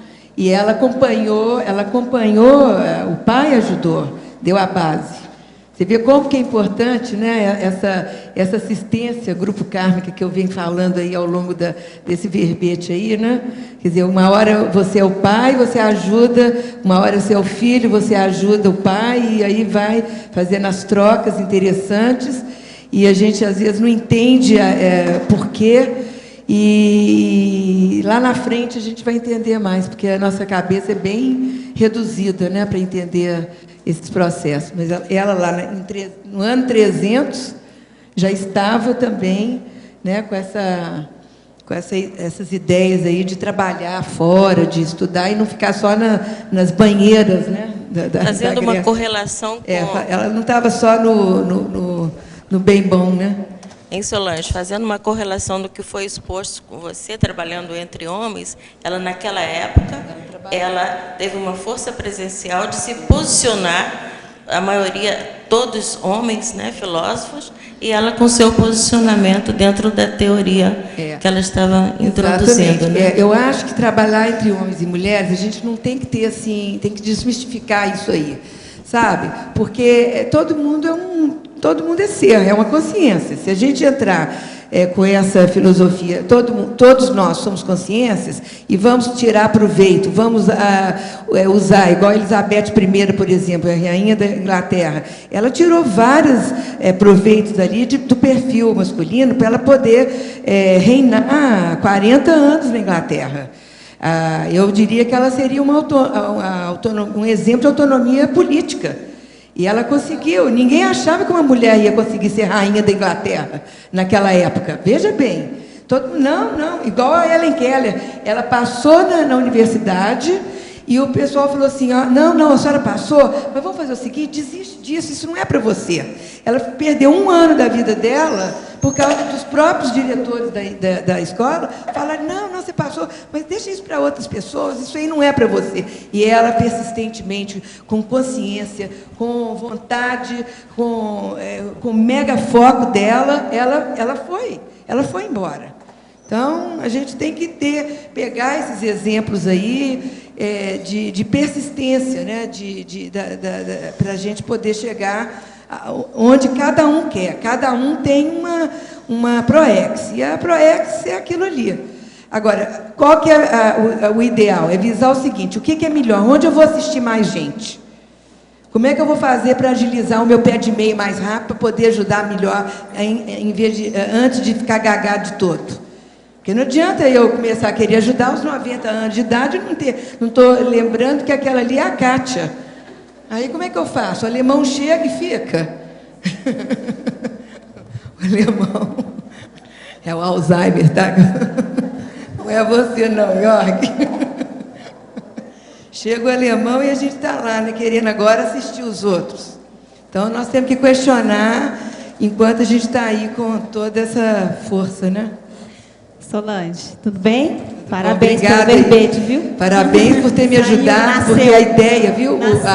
Só aqui um minutinho, gente. A Cris foi a que me inspirou o título desse verbete. Foi ela que falou, não, vai fazer autonomia, é a sua cara. É a sua cara mesmo. Foi mesmo, você falou isso para mim, eu fui falei. Então, Solange, aqui na primeira página, na fatologia, na segunda linha de baixo para cima, você colocou assim, ó, a valorização, a crítica da opinião alheia prejudicando a liberdade pessoal de agir. Não sei se você já comentou, porque eu cheguei depois. Não. Mas eu vejo que isso é um dos problemas femininos, essa valorização da opinião alheia. Exato. E acaba que ela não faz o que ela pensa fazer, que seja melhor fazer. Exatamente. Isso atrasa a nossa evolução. Porque o tempo que você vai gastar de ficar se preocupando com o que a outra vai falar e pensar, e você ter que agir, você já perdeu tempo, energia. Não adianta. A gente tem certas normas que nós temos que seguir. Nós vivemos em grupo, em bando. Então, não adianta querer também fazer tudo que você quer. Chegar aqui e pintar o cabelo de amarelo e achar que está tudo certo. Talvez aqui não, mas se você for para uma praia em Búzios, pode ser que seja legal isso aí. Então, o que nós precisamos de fazer?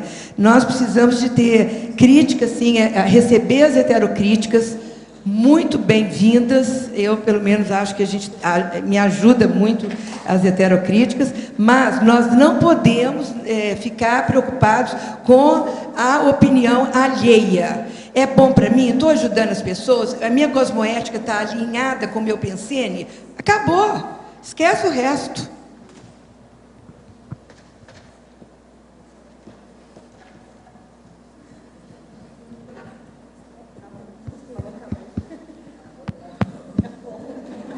Boa. Boa. Boa. Mas olha, você já começou outro verbete? Ah, sei. Precisamos de ver isso aí. Preciso de falar isso com a Dulce, conversar com ela aí, ver. A Dulce, a Rosa. Vamos ver o que você faz. Nós esperamos mais uns 100 verbetes. Tá certo? Mais uns 100. Olha bem. Pois é, você agora. Não, eu você está disponível, parada. você não pode falar. Você não está mais armando nenhuma carga de cargueiro. Você pode fazer. Parabéns. Nossos comerciais, por favor. Obrigado. Hoje tivemos 58 assinaturas no livro de presença, 13 perguntas presenciais e 14 perguntas online. Temos os recados da Juliana sobre o curso Heterocrítica, a Mara sobre o curso Opção pelo Autodesassédio, a Cristina sobre o curso Teáticas do CPC e a Marilza sobre o debate no CAEC. Agora com vocês o Fernando sobre o programa Amigos. Boa tarde a todos. Nossa mensagem é para você que é o pesquisador e que ainda não é associado do programa Amigo da Enciclopédia. Você que está fazendo sua autopesquisa, escrevendo o seu artigo, o seu verbete, o seu livro, você tem uma excelente ferramenta de pesquisa que é o Holoserver. O Holoserver está disponível hoje para quem frequenta o Holociclo e a Holoteca. Você que está distante, não consegue estar presente aqui com assiduidade, tornando-se associado ao programa Amigo, você vai acessar pela internet essa base de dados, essas informações. Você vai fazer pesquisa com uma excelente ferramenta de busca, procura por palavra-chave, por título, por autor, de 23 obras da Conscienciologia. Por exemplo, você vai acessar o Tratado da Projeciologia, 700 experimentos, Homo sapiens pacíficos, Homo sapiens urbanizados, e a própria enciclopédia, a 7ª e última edição, com 2.146 verbetes. Você tem toda a sua pesquisa facilitada ao fazer essa busca inteligente com essas ferramentas disponíveis. Então, torne-se um associado do programa Amigo da Enciclopédia e você vai ter essa ferramenta à sua disposição em qualquer lugar que você esteja através da internet. Ok? Então, basta você ligar aqui na recepção do CAEC no 45 35 25 26 52. Em poucos minutos você faz a sua inscrição, a sua adesão à renovação da assinatura com os cartões Visa, Amex e Mastercard em até 12 parcelas mensais. Obrigado. Boa tarde. Você já debateu um livro com dezenas de pessoas? E qual a sua criticidade ao ler um livro? Venha desenvolver na 18ª Imersão Heterocrítica de Obra Útil. Pense por você. Dia 14 a 16 de setembro, em Foz do Iguaçu. Informações e inscrições no CAEC, 3525-2652 ou caec@caec.org. Obrigada. Boa tarde. A CIP convida a todos para, no próximo final de semana, virem fazer a opção pelo autodesassédio, curso ministrado pela professora Epicom Adriana Lopes, onde serão abordados vários temas visando a opção pelo autodesassédio com meta autodesperticidade. Então, dia 15 e dia 16, das 8h30 às 18 horas. É um curso sem pré-requisitos. Informações e inscrições na sede da CIP ou pelo telefone 2102-1421 para maiores informações. Obrigada. Boa tarde a todos. Eu gostaria de convidar os tertulianos e teletertulianos à segunda turma do curso Teáticas do Código Pessoal de Cosmoética. O curso visa oferecer recursos técnicos e atividades práticas para a elaboração do CPC e aqueles que já têm seu aperfeiçoamento. Então, convidamos vocês. O primeiro módulo acontecerá os dias 16, 17 e 18 de novembro. E o segundo módulo, 1º, 2 e 3 de fevereiro de 2013. Quem quiser mais informações, por favor, entrar em contato com a recepção do CAEC 3525-2652. Obrigada. Boa tarde a todos. Estou aqui para convidar e lembrar as pessoas que estão passeando no CAEC e ficam aqui na parte da tarde dos domingos, que nós temos os debates. Debates com temas livres, onde as pessoas expõem as suas ideias para dividir a informação com os outros e receber seu feedback. É uma atividade que não precisa fazer reservas, é uma atividade gratuita do CAEC. Neste sábado, no dia 16/9, nós teremos Criticidade Cosmoética com a professora Tânia Guimarães. Muito obrigada a todos, contamos com vocês. Para amanhã teremos o verbete, convívio compulsório. A especialidade é Grupo Carmologia, de autoria da professora Daiane Roça. Obrigado pela sua presença e até amanhã.